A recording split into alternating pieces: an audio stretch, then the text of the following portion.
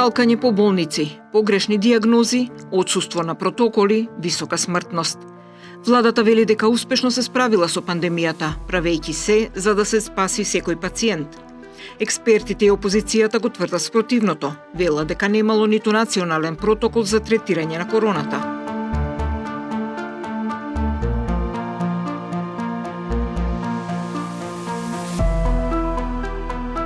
Инфектолози, микробиолози и експерти уште од стартот на пандемијата побараа да се вклучат во борбата против овој вирус.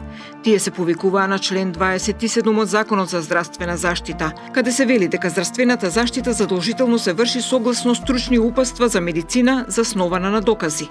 Здравствената дејност во здравствените установи од страна на здравствените работници и здравствените соработници задолжително се врши согласно со стручни упатства за медицина, заснована на докази кои согласно со современата светска медицинска практика ги утврдува министерот за здравство. Тогаш нас стручните лица не сврлија, престана да не слушаат, бидејќи не им одговараше политички и фактички министерот, неговиот тим и Комисијата за заразни болести, Комитетот за имунизација пред се работеше по диктат на политиката и донесе тоа катастрофални последици, од кои најкатастрофална, покрај што ги спомнав претходно, беше што кога имавме скоро немавме ковид во јуни месец,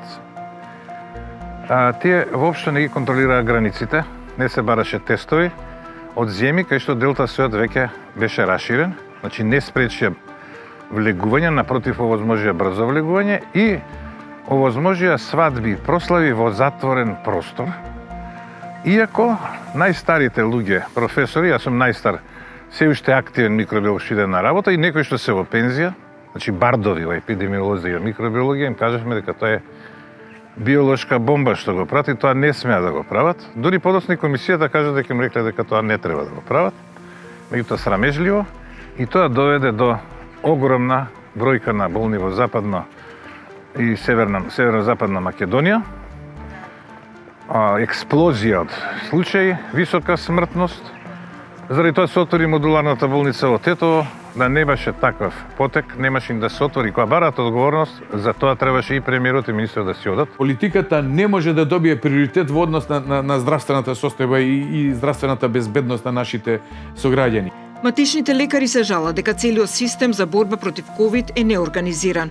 Заради ова, тие го носат најголемиот товар во целиот период на пандемијата. Најголемиот удар во кризата го примија примарните здравствени установи, односно матичните лекари, кои за жал беа оставени сами на себе во целата криза и мислам дека ништо не е променето во тој дел.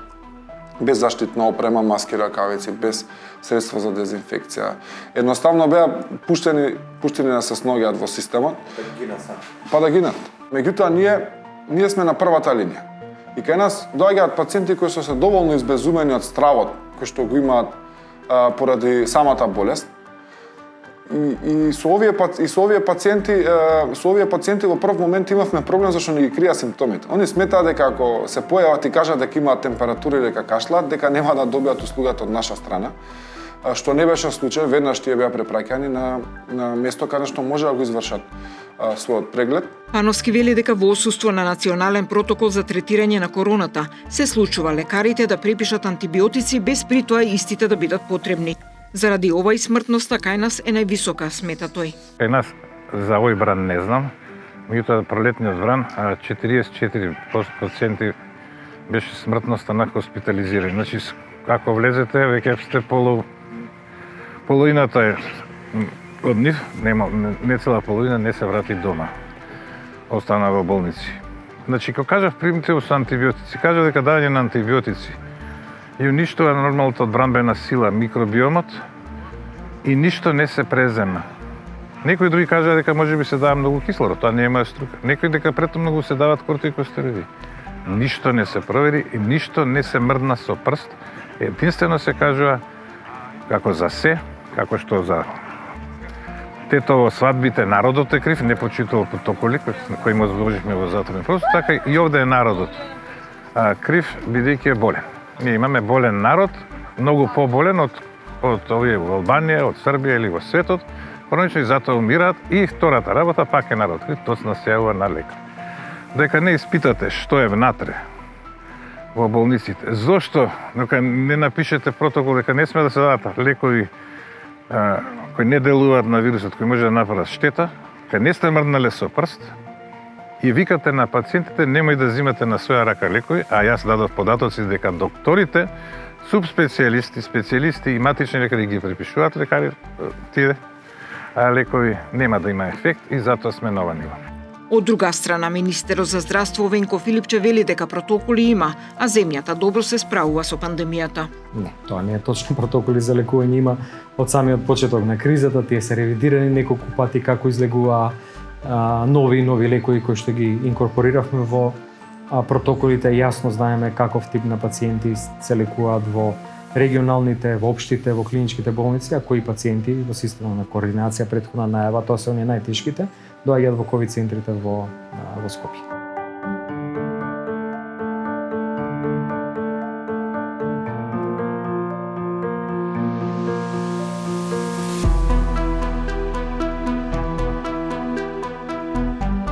Додека владата и експертите се натегаат како најдобро да се менаџира пандемијата, граѓаните се соочуваат најдиректно со здравствениот систем. Еден од нив е и Гоце Михајловски, новинар и уредник во Канал 5 телевизија, кој со коронавирусот се заразил во април 2020 година. За жал, неговиот 63 годишен татко не успел да се избори со болеста. Татко ми, како и повеќето нашиот менталитет во Македонија, на почеток ништо не ми е, наснимка е ќе помине. Така било првите неколку дена. Значи од средата практично до понеделникот, вторникот бил дома, се обидувал да самиот да се лечи со чаеви, со со витамин С, со лимон. Откако видел дека ситуацијата драстично му се влошува, татко ми имал многу сериозни симптоми и со диареја, и со повраќање, и со главоболки, и со кашлици, со тежното дишење, се упатил во болницата во Прилеп.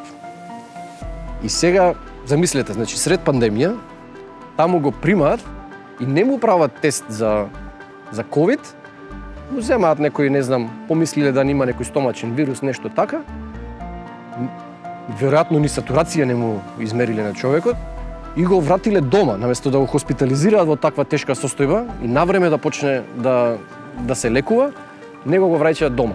За другиот ден, веќе средата, ситуацијата уште повеќе да му се влоши и дури тогаш, во средата, кога вториот пат се враќа во Прилепската болница, дури тогаш да го хоспитализираат, но веќе беше предоцнат. Прилеп тој остана само една вечер и веќе во четврток од утрото го упатија на инфективната клиника во Скопје.